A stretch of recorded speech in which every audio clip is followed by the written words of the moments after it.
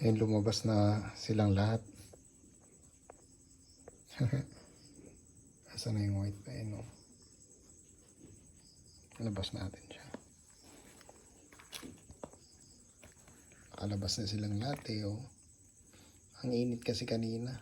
Ayan, medyo malagkit-lagkit pa sila.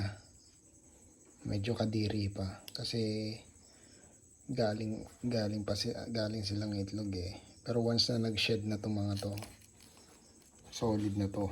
Solid na yung ganda ng mga to pag nag-shed na. Lalong-lalo na to pag nag-shed to. So na-gender ko na pala siya female. Female siya. Babae.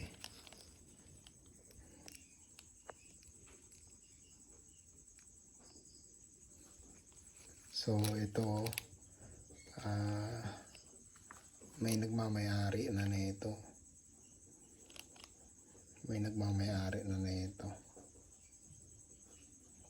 Taga Ordaneta.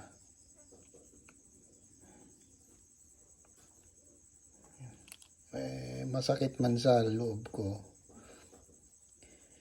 Gusto ko sanang alagaan siya pero siyempre may mga dahilan kasi. Baga may mga dahilan tayo ganun.